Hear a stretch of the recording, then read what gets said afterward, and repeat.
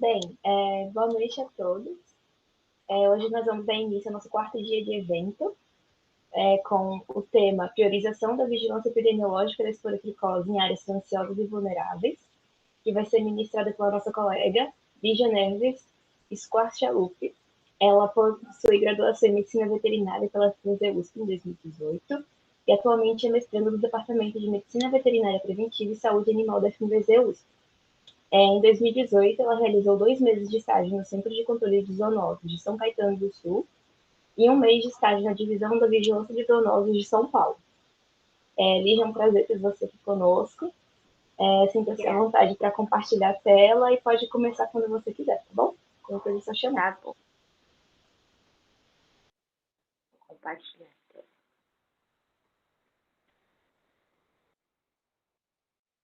Tudo certo? Vocês estão vendo? Tô vendo sim. Então tá bom. Bom, boa noite, pessoal. Eu faço parte aqui da Rede SUP, acho que muitos de vocês já me conhecem, já sabem que eu atuo na SUP há um tempinho. E hoje eu vou conversar com vocês sobre a priorização da vigilância epidemiológica da esporotricose nas áreas silenciosas e vulneráveis, que foi o tema do... está sendo, né, o tema do começar, e também de um trabalho anterior que a gente contribuiu, que eu pude contribuir, que foi o do Fernando, que ele apresentou ontem para vocês. Que também foi lá em Guarulhos, né? Mas antes de começar, vou contar um pouquinho para vocês como que eu comecei a estudar a esporotricose, né? Então, eu passei 2 meses no Centro de Controle de Zoonoses de São Caetano do Sul e 1 mês na Divisão de Vigilância em Zoonoses de São Paulo, né? Que agora se chama DVZ, antigo CCZ. Isso foi em 2018, durante o meu estágio curricular obrigatório. E lá, nos 2 centros de controle de zoonoses, né, eu pude ver alguns casos de esporotricose. Lá em São Caetano, esse caso foi o da Lili, e até então eles não tinham nenhum caso assim oficial lá no Centro de Controle de Zoonoses. Enquanto eu estava fazendo estágio, esse foi o primeiro que eles detectaram como esporotricose mesmo. E depois a gente, lá é um gatil, né? Então, alguns outros animais também se contaminaram, mas depois a gente acha que controlou, né? Agora eu não sei dizer como é que está a situação atual lá. Mas já lá na DVZ de São Paulo, a gente via muitos casos, assim, todo dia chegava caso suspeito, a gente já fazia citologia, né? Como alguns palestrantes anteriores conversaram, que é um método de diagnóstico barato e rápido, e depois eles iam para a cultura fúngica para fazer o diagnóstico definitivo, né? Mas lá a gente já percebeu que tinha muito caso, assim, em São Paulo, em cidades vizinhas, que estavam aumentando muito. E foi quando eu conversei com o professor Oswaldo e ele mencionou o trabalho do Fernando lá em Guarulhos, que é aquele que ele apresentou ontem.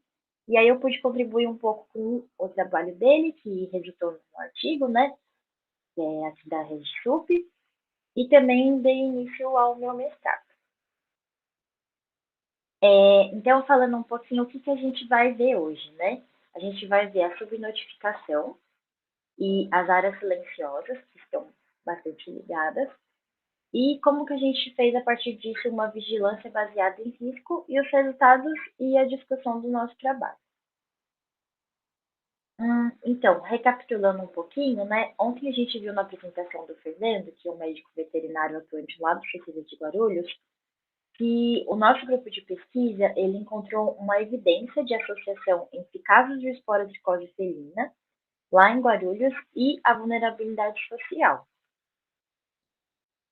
Então, recapitulando também algumas coisas que já foram mencionadas, mas vale a pena falar aqui de novo, porque é bem pertinente com o tema. Nesses locais de maior vulnerabilidade social, acontece também maior dificuldade em manter os animais confinados, porque as estruturas das casas não permitem que a gente, nem sempre, né, permitem que a gente faça um confinamento adequado desses animais que estão infectados, para que eles não propaguem a infecção, né? Então, às vezes, não tem uma escritura adequada e também não é uma coisa comportamental do tutor do animal deixar ele confinado. Então, não faz parte da cultura. Às vezes, tem também muita questão dos gatinhos que são assim, não, aquele que não é de ninguém, mas todo mundo cuida um pouco, mas ele sempre está na rua. Então, há essa dificuldade de manter os animais confinados, né? Nesses locais de maior vulnerabilidade também, a gente encontra maior matéria orgânica presente nas ruas. Então, às vezes tem aquele chão de terra, tem entulho, e a gente sabe também que há evidências, como o Anderson falou, algumas outras pessoas também, de que o Sporotrix ele pode ficar no ambiente, né, da terra e isso pode ter contato com os gatinhos e favorecer o ciclo, né? Então, favorecer que a doença continue ocorrendo. Então, é mais um fator que predispõe à ocorrência da esporotricose nesses locais de maior vulnerabilidade.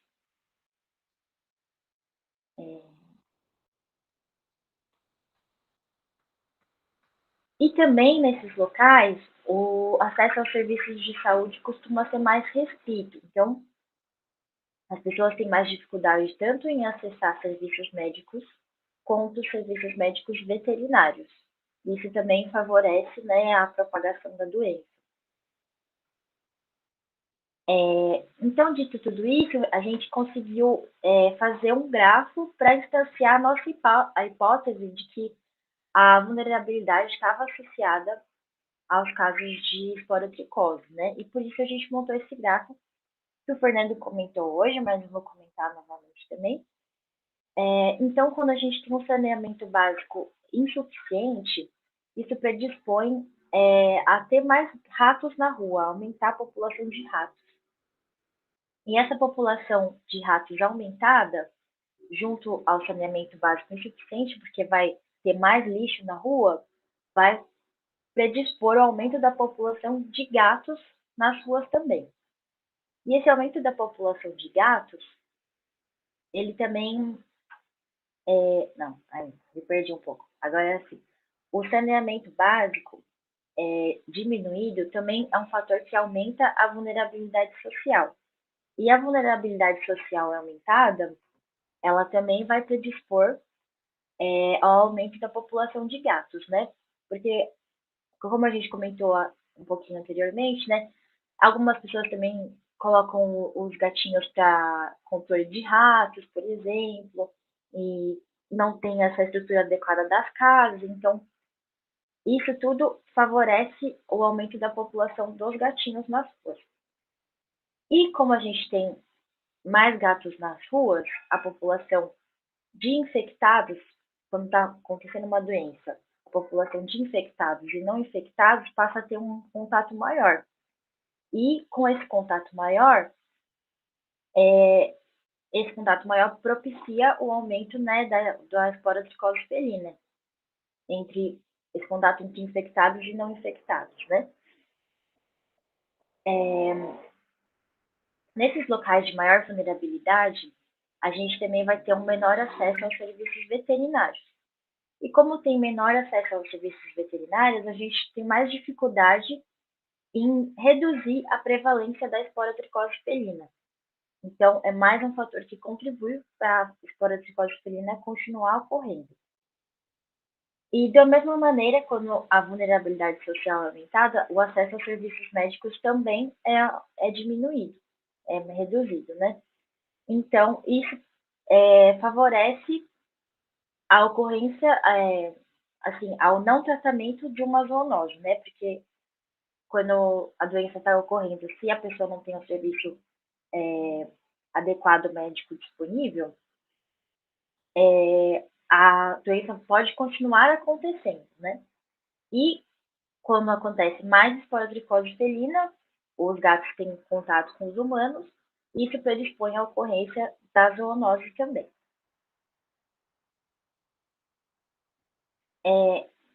Então, assim, aqui a gente tinha esse modelo causal e a gente queria, a partir dele, né, como a gente não tinha todos os dados para inferir essa hipótese, a gente usou o IPVS proxy, né? Que é como se fosse uma medida para a gente poder fazer os cálculos para ter o resultado estatístico, né? O IPVS, ele é... Deixa eu falar primeiro aqui. O IPVS, ele é o Índice Paulista de Vulnerabilidade Social. E ele é um proxy para a gente ver, é uma medida para a gente ver a vulnerabilidade social dos setores censitários. Mas antes eu vou explicar o que é um setor censitário, né? Que foi a medida também que a gente adotou para fazer essa relação, né? Para poder calcular se existia mesmo essa relação entre o setor censitário e a vulnerabilidade social. Então, o setor censitário nada mais é do que uma divisão territorial, né? Que a gente levou em consideração nesse estudo. Segundo o IBGE, o setor censitário é uma unidade territorial estabelecida para fins de controle cadastral, formado por uma área contínua situada em um único quadro urbano ou rural, com dimensões e números de domicílios que permitam o levantamento por um recenseador. Então, quando o recenseador vai fazer o censo, ele percorre um determinado setor censitário, que é uma área territorial. Então, essa área territorial ela pode ser um pouco maior ou um pouco menor, dependendo de como foi feito o censo, né? Do que o recenseador percorreu. E ela é uma medida de divisão territorial que foi útil para a gente, porque a partir dela a gente consegue fazer uma relação com o IPVS. E no total, foram analisados aqui no nosso caso 1.748 setores censitários lá em Guarulhos. Então, além dessa classificação dos setores censitários, o IBGE ele também faz uma outra classificação, que é o que a gente chama de favela, né? Então, seria um aglomerado subnormal ou um setor censitário subnormal, que é uma forma de ocupação irregular de terrenos de uma propriedade alheia, né, pública ou privada, para fins de habitação em áreas urbanas. E, em geral, são caracterizados por um padrão urbanístico irregular, carência de serviços públicos essenciais, como a gente estava falando, né, do acesso aos serviços médicos, e localização em áreas restritas à ocupação. Então, para a gente importava muito nesse caso, né, encontrar, ver se tinha associação entre esses aglomerados subnormais e a ocorrência da esporotricose. Então, o IPVS, que é o Índice Paulista de Vulnerabilidade Social, que a gente tentou relacionar, a gente relacionou, né, com os setores censitários, foi uma medida para instanciar esse grafo que a gente apresentou aqui. Foi como a gente conseguiu fazer essa associação. E esse índice, ele leva em consideração alguns fatores, né? Ele é estruturado a partir de dois fatores, né? As variáveis socioeconômicas e as variáveis demográficas. Então, as variáveis socioeconômicas que ele leva em consideração são a renda domiciliar per capita, percentual de domicílios com renda domiciliar per capita de até meio salário mínimo, percentual de domicílios com renda domiciliar per capita de até 1/4 do salário mínimo, a renda das mulheres chefes de família, a porcentagem de domicílios por nível de renda e a porcentagem de pessoas alfabetizadas dentro do domicílio. E, através de uma outra classificação, que é a classificação de clusters, esse fator socioeconômico foi agregado em 3 categorias: baixo, médio e alto. Não sei se está dando para entender, mas eu estou tentando explicar como que esse IPVS foi montado para a gente ter noção do que é levado em consideração na hora de fazer esse IPVS, né?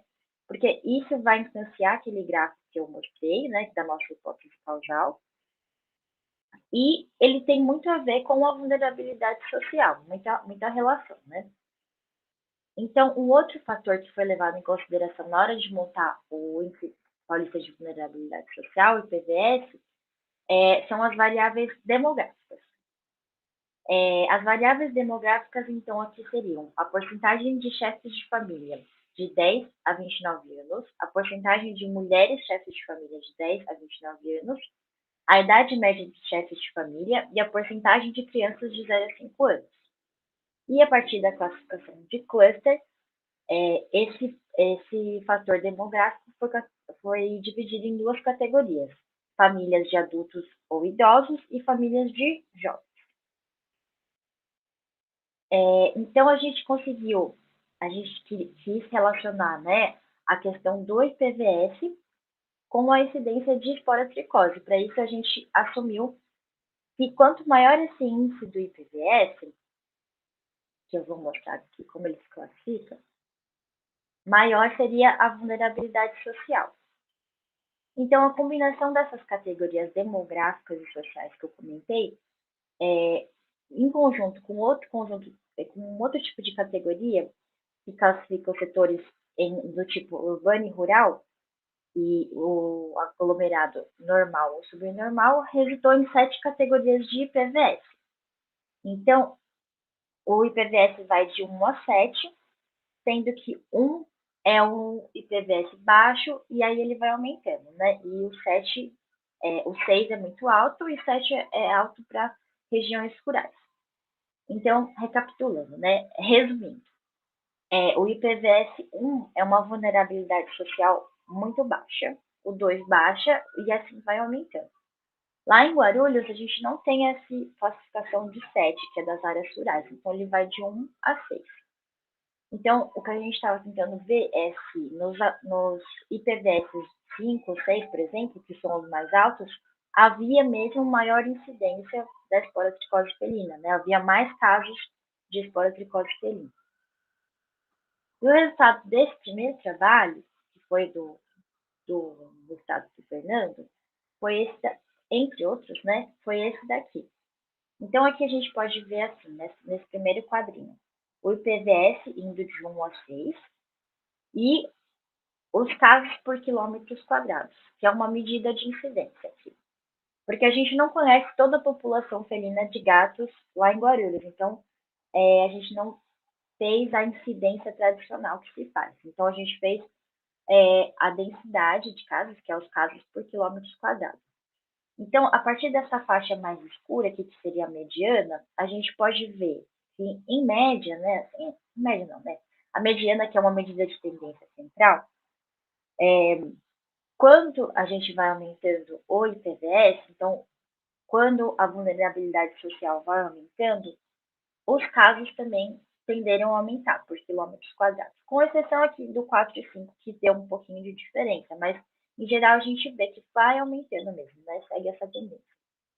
E aqui nesse segundo quadrinho, a gente pode ver algo parecido. Então, nos IPVS 1 e 2, por exemplo, a média de casos por quilômetros quadrados foi menor quando comparada à média de casos nos IPVS 4, 5 e 6. E desse lado aqui a gente vê o total de casos também, que assim, com algumas divergências também, ele vai aumentando conforme o IPVS vai aumentando também. Esqueci de mencionar uma coisa, que esses dados foram feitos, esses análises foram feitos com os dados de 2011 até 2019, que era o que a gente tinha até então, né? Mas aí no final dessa pesquisa, né, ficou uma questão. A gente pode ver a ausência de casos em alguns locais que tinham alta vulnerabilidade. E daí a gente pensou, será que pode estar ocorrendo falhas na detecção? Porque se isso estivesse ocorrendo, áreas que teriam um excesso de risco para a ocorrência da esporotricose, então, que teria meio que tudo para acontecer esporotricose lá, desculpa, mas que não estava acontecendo, seriam áreas que elas deveriam estar sendo priorizadas pela vigilância, mas elas estariam sendo negligenciadas, né? E aí a gente começou a se perguntar, né? Será que isso seria uma falha na detecção da esporotricose ou se realmente não estava acontecendo a doença naqueles locais? E aí, será que existe mesmo a subnotificação no Brasil? É uma coisa comum? Então, a gente pode ver em vários artigos, né, que falam sobre subnotificação de doenças no Brasil. Até agora a gente pode ver no Covid também, né, que bastante gente fala sobre subnotificação, que é uma coisa que acontece, é relativamente assim, comum, né, de acontecer, só que entre doenças negligenciadas, como é o caso da esporotricose, essa subnotificação tende a ser um pouco maior. E aí eu coloquei alguns exemplos, né, assim, tanto da Covid, subnotificação até de AIDS, que é uma doença que é muito estudada, né, que a subnotificação de doenças infecciosas em geral também é uma realidade do sistema brasileiro. E aqui foi só para exemplificar também que existe bastante coisa falando, né, sobre subnotificação de doenças no Brasil. Então, a subnotificação, ela tem ocorrência mais expressiva ainda entre as doenças negligenciadas. E as doenças negligenciadas, elas acontecem mais entre entre a população que tem menos voz política e com acesso à saúde que é mais problemático. Então, ela acaba sendo, por esses fatores também, mais negligenciada ainda, né? E também existe um menor interesse público em investir em ações e programas voltados para essas doenças, e não só para essas doenças, mas também para essas populações. Ainda mais assim, se tratando de uma zoonose, né? Que a gente já sabe também que tem uma negligência maior entre os zoonoses também. E entre as doenças causadas por fungos, a negligência é ainda maior. Então, a gente fala assim que as doenças causadas por fungos são as negligenciadas entre as negligenciadas. Elas são ainda mais esquecidas. A lista de doenças tropicais negligenciadas da OMS, ela traz várias doenças, assim, vários grupos de doenças, mas só em 2016, que não faz tanto tempo, né? Uma micose foi incluída na lista, que foi o micetoma, e depois, em 2017, a cromoblastomicose. E a esporotricose, uma micose subcutânea mais prevalente e difundida no mundo, que tem uma ocorrência muito grande, e mesmo assim ela é bastante negligenciada ainda, né? Então, voltando ao nosso trabalho, né, o que seria uma área silenciosa? Seria uma área geográfica onde não há casos confirmados para uma doença, aqui, mas isso não significa que essa doença não esteja ocorrendo naquela área geográfica. Então, ela pode ser silenciosa porque não há casos realmente, ou porque não há detecção dos casos que existem lá, por conta da subnotificação. E uma forma, né, da gente aumentar a sensibilidade do sistema de vigilância, então de fazer uma detecção maior, é fazer uma vigilância baseada no risco que determinada área geográfica apresenta para a ocorrência de uma certa doença.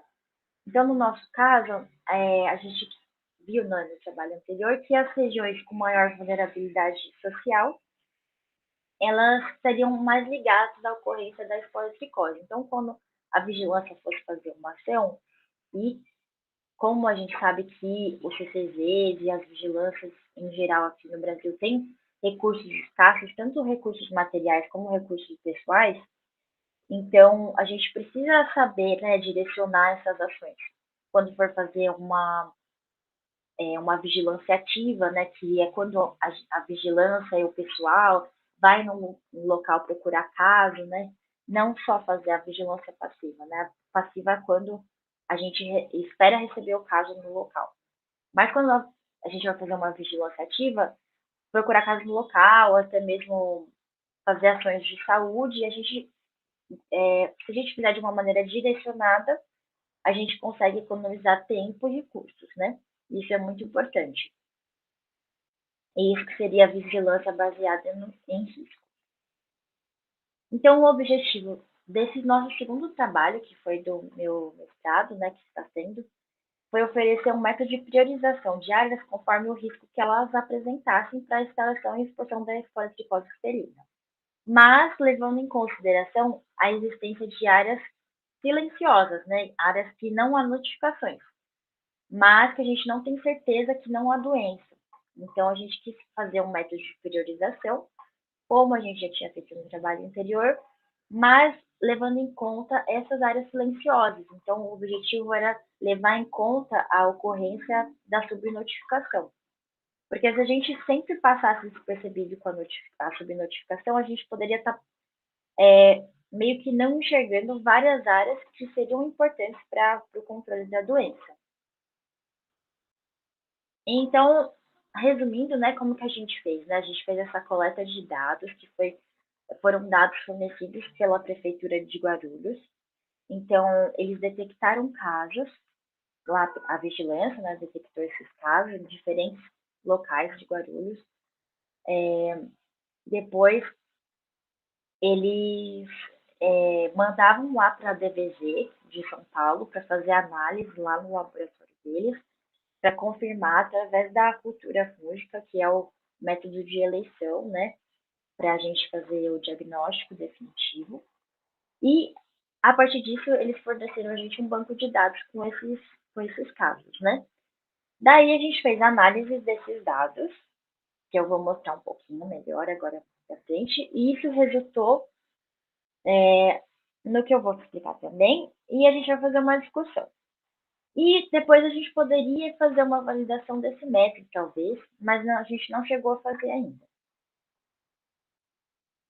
Então, a área de estudo nossa foi Guarulhos, né, que é esse município aqui. Eu não sei se vocês veem minha setinha.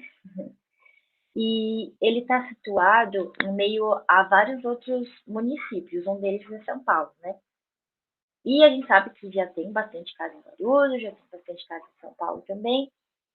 E Guarulhos está situado numa região de passagem, né? De passagem do Rio de Janeiro para São Paulo. É onde tem um aeroporto grande, então tem uma grande movimentação lá de chegada e de saída, tanto de pessoas como de animais. E é onde, aqui, lá em Guarulhos, para chegar em São Paulo, né, percorre-se uma avenida muito movimentada também. Então, isso pode favorecer o trânsito, né, desses animais de um local para o outro. Então, como que a gente construiu esse índice de prioridades, né? A gente levou em consideração dois critérios. A situação epidemiológica do próprio setor censitário, que a gente vê em SC, e a situação epidemiológica, assim, quantos casos existem no próprio setor e nos setores vizinhos. Então, a incidência dos casos de esporose felina. E a gente também considerou a vulnerabilidade social do próprio setor e dos vizinhos, porque a gente viu que existia, né, uma relação entre vulnerabilidade e incidência. Aqui eu tentei colocar uma figura para explicar um pouco melhor.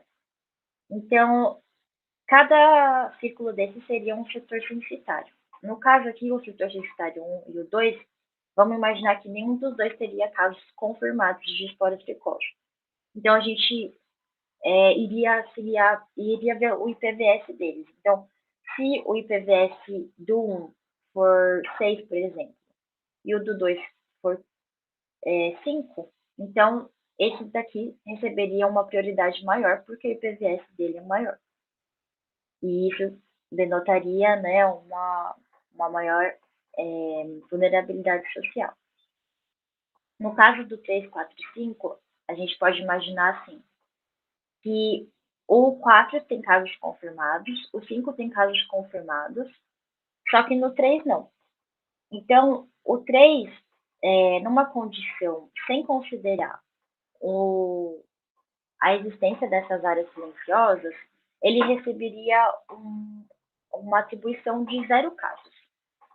Mas, aqui pela nossa pesquisa, né, como a gente quis atribuir um valor que seja diferente de 0, porque a gente não sabe se está ocorrendo a doença mesmo ou não, se ela está sendo só subnotificada aqui, e como teria, assim, eu vou imaginando, tá? Que teria casos no 4, teria casos confirmados no 4 e no 5. E como esse setor censitário está próximo do setor 4, do setor 5, então ele receberia um valor diferente de 0, por ter essa proximidade. Porque como a esporotricose é uma doença em que os gatos passam de um para o outro, que a gente sabe que os gatos se movimentam também, então se um setor censitário está muito próximo de 2 vizinhos que têm casos confirmados, ele receberia um valor diferente do que 0, que seria numa consideração normal, né? Porque como ele não tem casos confirmados, a gente poderia, em outras metodologias, considerar como 0 casos, mas aqui a gente não considerou. A gente considerou no índice que ele teria uma prioridade maior do que 0, porque ele estaria próximo de outros setores censitários que têm casos confirmados. Então, isso é para mostrar que a gente levou em consideração tanto o IPVS para a construção desse índice, que está ligado com a vulnerabilidade social, como a proximidade entre setores que têm casos e não têm casos. E as análises dos dados, né, foram feitas a partir da estatística bayesiana, que é um pouco diferente da estatística frequentista, mas que permite que a gente tenha resultados muito, muito positivos também. E a gente fez as análises a partir do software R. Então, o que a gente quis fazer, né? Como eu estava tentando explicar, não sei se ficou muito claro, depois vocês me falam, que eu também não vejo vocês aqui. A gente quis substituir a ausência de casos, que seria como se a gente colocasse que aquele local existem 0 casos, por ausência de informação, porque a gente não tem certeza se lá não tem casos confirmados, se não tem casos mesmo, né, ou se eles só não foram detectados. Então, nos nossos dados, 66,65% dos setores censitários foram classificados como silenciosos. Então, que não há casos detectados nesses locais. Também eu não mencionei, mas nessa pesquisa nova a gente usou dados de 2011 até 2019. E no anterior, acho que eu falei 2019, né? Mas no anterior era só até 2017. Então, foi considerado que não havia informações suficientes sobre os locais com 0 casos. O número de casos nos setores silenciosos, então, resumindo, né, foi predito a partir da quantidade de casos nos setores vizinhos e na vulnerabilidade do próprio setor e de seus vizinhos também. Aí agora a gente vai para os resultados, tá? Essa daqui é uma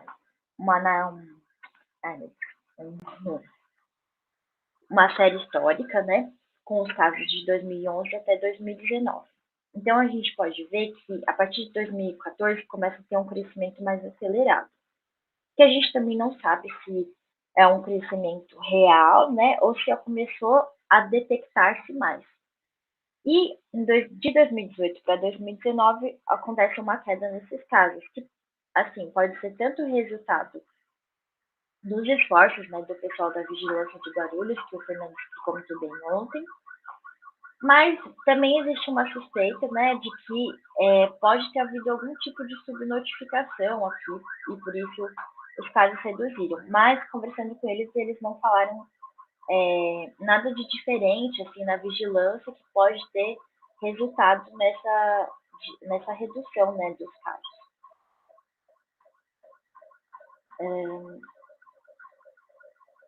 Então, esse cinzinha, esse daqui é um mapinha, né, que mostra a ocorrência da esporadicose ao longo dos anos. O cinzinha, ele são os locais onde não há casos confirmados de esporadicose, que eles configuraram 66,65% dos setores censitários do município. E a gente pode ver que, com o passar dos anos, essas áreas rosinhas, né, elas são as de ocorrência da esporadicose, e quanto mais escuro rosinha, maior a ocorrência. Só que a gente nota assim, que, com o passar dos anos, não há um padrão, né? Então, não é que acontecia em uma região e aí essa região foi aumentando. Então, assim, a gente vê que acontece em uma região, aí no ano seguinte também acontece, mas aí no próximo ano diminui a ocorrência da esporadicose nessa mesma região, depois volta a aumentar. Então, a gente desconfia que pode ter acontecido aí também um processo de subnotificação, né? A gente conversando lá com o pessoal, a gente soube também que uma grande parte da vigilância é por vigilância ativa, né? Passiva, quer dizer. Então, é quando os próprios tutores ou veterinários recebem, né? Eles ligam para o CCZ, notificam ou encaminham. Então, a gente, não sei, né? A gente suspeita também que pode ter havido alguma ocorrência nesse padrão que justificasse isso. Então, agora a gente está comparando no A e no B, né? A densidade relativa dos casos, levando em consideração o zero como ausência de casos, que seria nesse mapinha A, e levando em consideração nasquelas regiões em que não havia casos notificados como sem informação. A densidade relativa dos casos, daqui a pouco eu volto nesse mapinha, é o número de casos por área. Então, é uma medida de incidência, né? De quantos casos teriam.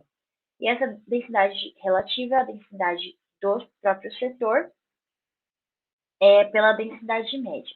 Mas essa coisa difícil é só para mostrar que quando a gente considerou que não havia informação suficiente sobre aquele setor onde não havia caso, a densidade, que é uma medida de risco, né, ela passou a aumentar. Então, o mapa ficou bem mais escuro. A gente pode ver muito mais regiões com essa cor mais de vermelho mais escuro, né? Então, isso quer dizer que a gente acredita que esse mapa B, ele configure um pouco melhor, seja mais próximo da situação real, porque está considerando essas áreas silenciosas. Então, seriam mais áreas que seriam de risco, né? Seriam prioritárias para as ações de vigilância. E a partir disso, a gente também fez esse índice de prioridade. Então, considerando, novamente, a mesma coisa, né? No mapinha A, que aquela região, aquele setor censitário, onde não havia casos, como 0 casos mesmo, a gente teria esse índice de prioridade com poucas regiões que seriam prioritárias. Mas quando a gente considera a ausência de informação, em vez da ausência de casos, como é aqui no B, a gente vê que muito mais regiões se tornam prioritárias para o recebimento das ações, né, de vigilância. E a gente acredita que seja mais fidedigno à realidade, porque vai estar considerando essa subnotificação. E por isso a gente acredita também que melhore a vigilância fazendo dessa maneira. Porque a gente sabe que a subnotificação é algo muito comum, como eu já falei, né? E a partir disso a gente fez um ranking, né, para comparar tanto os 0 casos, que é quando a gente coloca que aquele setor censitário tem 0 casos, como o NA, que seria que é a ausência de informações. Então, a gente pode ver, assim, nesses quadradinhos vermelhos, que alguns setores censitários, esse aqui, o ID, é o código do setor censitário, eles ficariam como prioritários, mesmo sem casos notificados lá, por conta do IPVS e também da proximidade com os vizinhos. Então, a partir dessa nova abordagem, aqui tem um ranking de 1 a 15, né? A gente pode ver, 1, 2, 3, 4 setores censitários que antes não seriam considerados prioritários, passaram a ser prioritários. E isso a gente acredita que seja benéfico, né? Porque apesar de isso não ser tão exato, assim, mesmo que a gente estivesse fazendo um erro, né, de que aquela região que a gente colocou como prioritária, na verdade, não tivesse casos, né, vamos supor.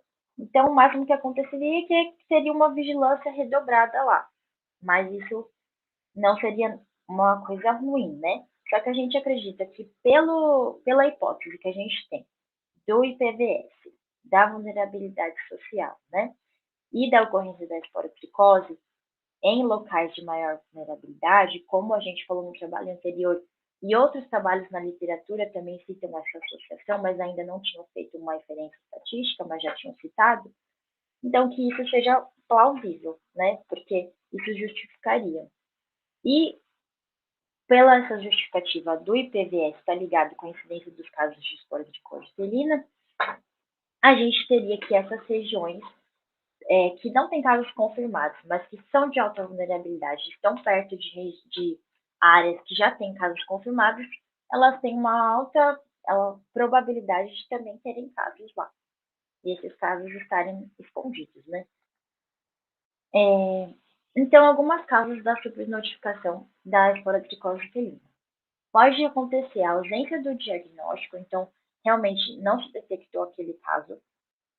E a gente sabe que na população de rua, né, por exemplo, muitos casos, população felina de rua, muitos casos podem passar desapercebidos, porque ninguém levou aquele animal para fazer um diagnóstico, às vezes ele até veio a óbito, a gente não ficou sabendo, né? Que é uma das causas da subnotificação também, o óbito anterior ao diagnóstico.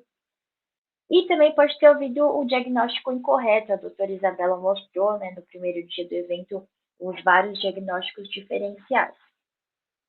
Só que o diagnóstico incorreto aqui, a gente acha que é um pouco menos provável porque a esporotricose felina, ela já tem um curso crônico, né? E a gente passa a ver os sinais com mais evidência já suspeita daquela doença, ainda mais se for uma região que já tenha outros casos, né? Então a gente já vai suspeitar mais, mas pode ocorrer também, né?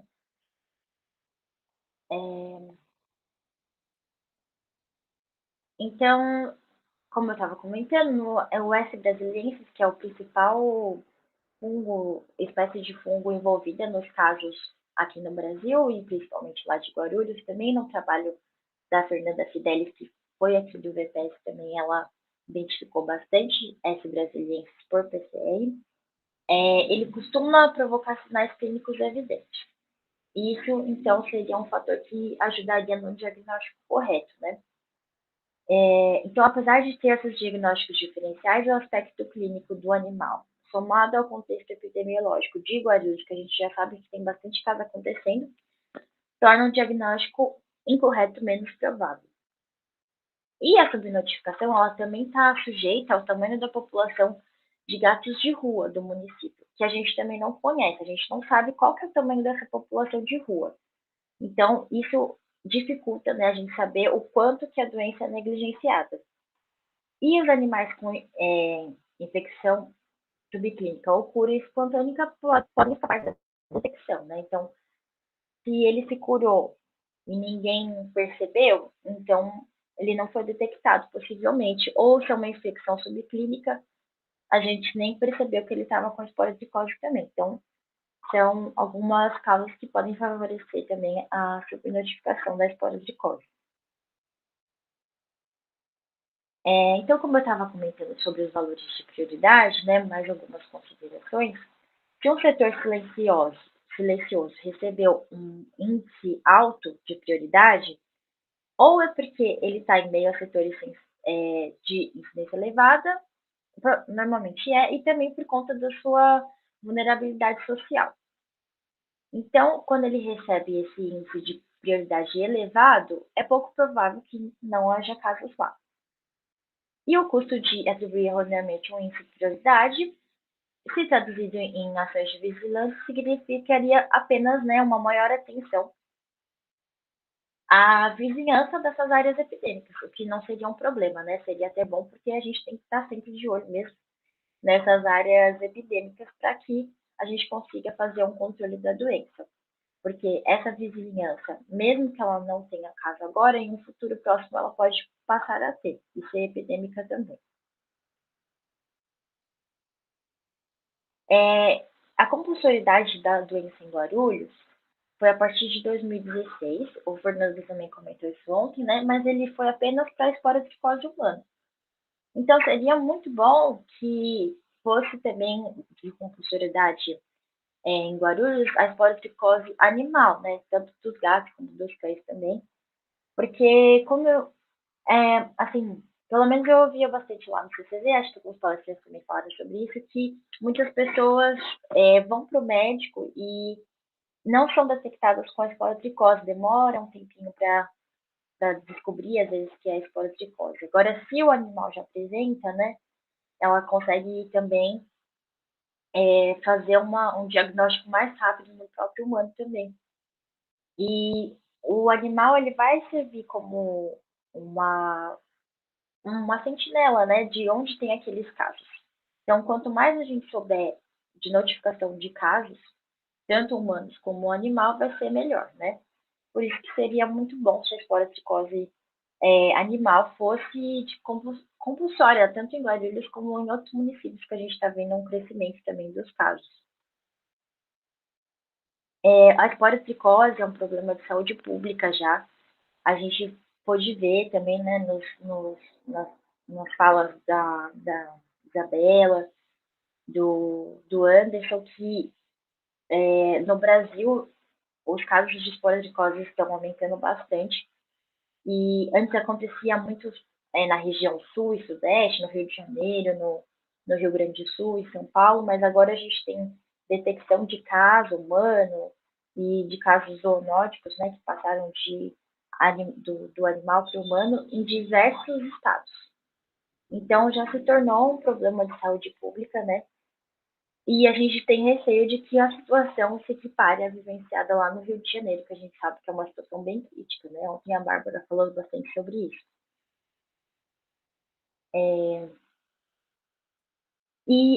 Eu queria considerar também, né, a participação comunitária, porque a participação comunitária é uma das medidas preconizadas para a vigilância de zoonoses pelo próprio Conselho Nacional das Secretarias Municipais de Saúde. Então, quando a gente tem uma comunidade alerta sobre o problema que está acontecendo, então a comunidade sabe o que é esporotricose, que medidas a gente pode fazer para controlar, como que ela deve proceder se encontrar um animal com esporotricose, como pode evitar, como fazer para não se contagiar. A gente tem um aporte muito maior nesse controle, na vigilância, a vigilância se torna muito mais eficiente, né, quando essas pessoas estão a par. Então, elas mesmas vão ser agentes de contribuição dessa vigilância.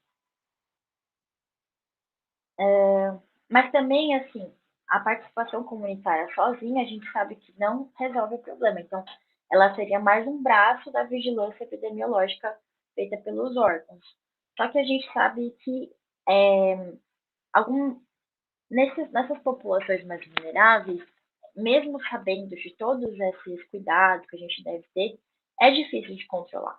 Porque a gente comentou, né, no começo da apresentação, eu comentei que é difícil a gente fazer esse controle dos animais de acesso à rua, de ter uma estrutura adequada. São pessoas que, às vezes, têm muitos outros problemas além da esporotricose, então é difícil a gente, às vezes, ir lá e querer que a pessoa faça de um jeito e tal, porque ela tem várias outras preocupações, né?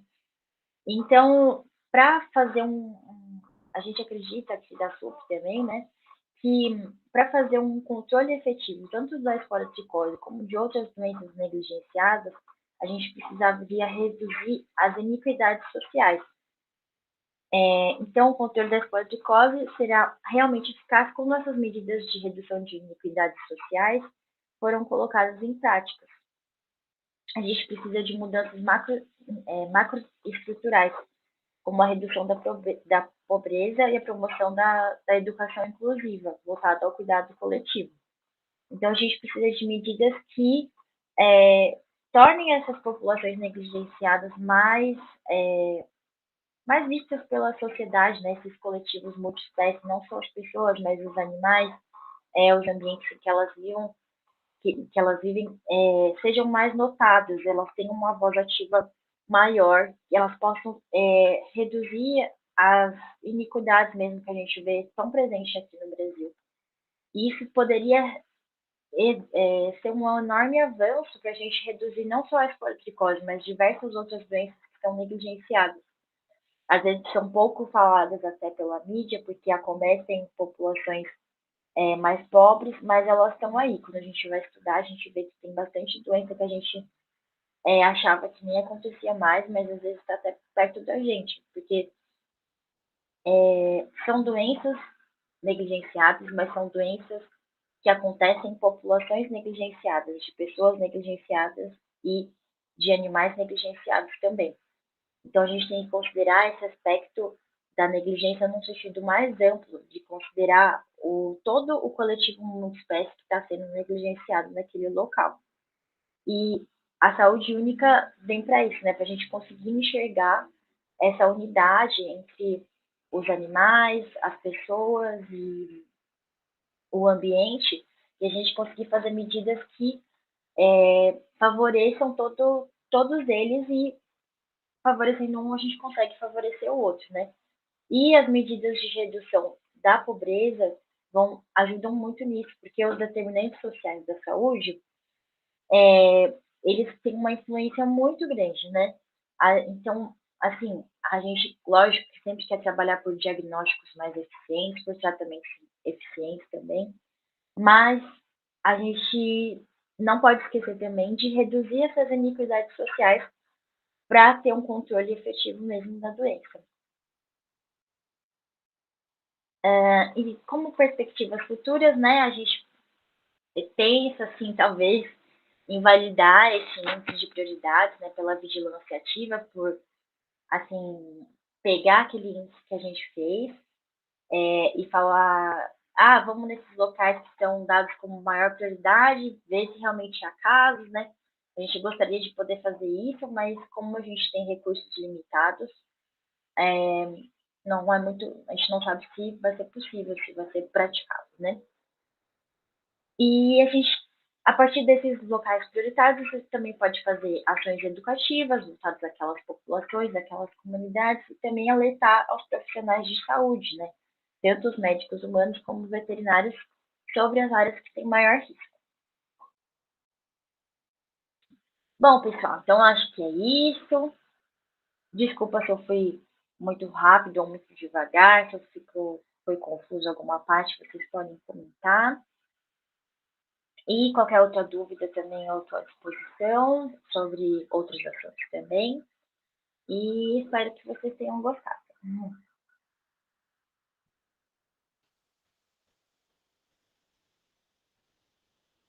Muito obrigada, Lígia, pela sua palestra. Obrigada. Eu vou fazer algumas perguntas aqui, só para a gente debater um pouco da sua apresentação. Então, eu queria pedir para você explicar novamente para mim a hipótese causal. Você poderia fazer isso, por favor? Do primeiro trabalho, Isso. daquele que a gente falou do Fernando ou do meu? Eu creio que seja do Fernando. Não está específico aqui. Tá. Deixa eu voltar aqui.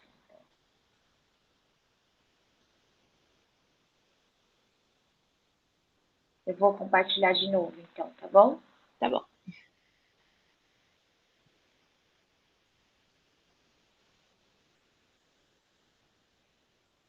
Bom, mas eu vou dar uma resumida também. Então, pode estar.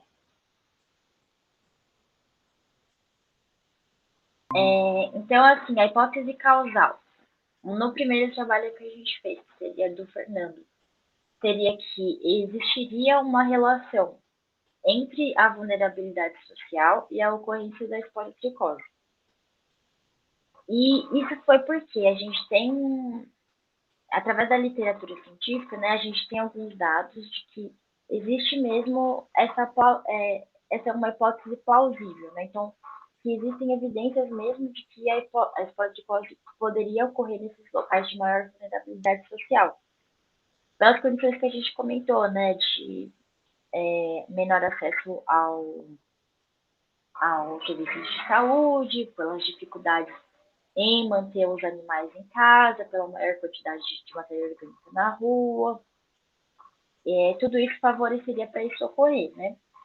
Uhum. Então, a gente fez essa hipótese dessa associação entre vulnerabilidade social e ocorrência de esporotricose. E já no meu foi parecido, também a gente manteve essa hipótese, só que a gente quis levar em consideração a existência de áreas silenciosas, então de que estaria havendo uma subnotificação, porque no primeiro trabalho a gente viu que algumas áreas, apesar de terem um alto índice de vulnerabilidade social e serem próximas de outras áreas que tinham casos confirmados, apareceram lá para a gente como 0 casos. Então, a gente quis fazer uma outra medida que considerasse essas áreas também. E daí vem para a segunda pergunta, né? Quais são os tipos de dados necessários para aplicar esse método que vocês desenvolveram? Tá.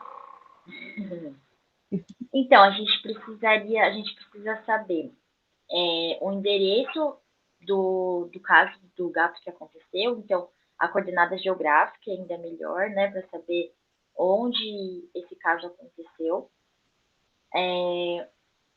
A gente precisaria também de um arquivo com setores censitários georreferenciados, que a gente encontra na página do IBGE ou qualquer outra divisão geográfica de interesse que a gente poderia associar com o IPVS, por exemplo, que é uma outra medida também. Então, sabendo qual setor censitário e tendo um IPVS que também é ligado a essa região, essa divisão, né, territorial, a gente consegue fazer essa associação. Mas também poderia ser qualquer outra divisão geográfica de interesse. Só que a gente tem que considerar também que quanto maior o local considerado pela divisão geográfica, mais erros podem ocorrer. Porque quando a gente considera essas áreas muito grandes, né, o método ele não considera que possa haver variabilidade diferença entre essas mesmas áreas que estão dentro desse setor, né, ou seja lá qual for a divisão. Agora a gente tem duas perguntas da Fernanda. A primeira é que ela estava lendo sobre notificação da Esporo e ficou um pouco confusa. Ela quer saber se está vigente a notificação compulsória de casos humanos no Brasil inteiro. No Brasil inteiro eu não sei dizer, eu acho que não. Acho que é porque varia muito municipalmente, né, isso. Tanto que em Guarulhos foi só em 2016, né, a gente tem caso lá desde 2011, mas só em 2016, a gente tem caso zoonótico, né, desde 2011, mas só em 2016 que se tornou compulsório. Eu acredito que não seja no Brasil todo, não. Que vai ser em alguns locais específicos mesmo. E a segunda pergunta dela é que ela gostaria de saber se seu trabalho já está publicado. Ai, não, menina. A gente conseguiu a publicação do primeiro trabalho, que é aquele do Fernando. Mas ele foi aceito, mas ainda não foi publicado.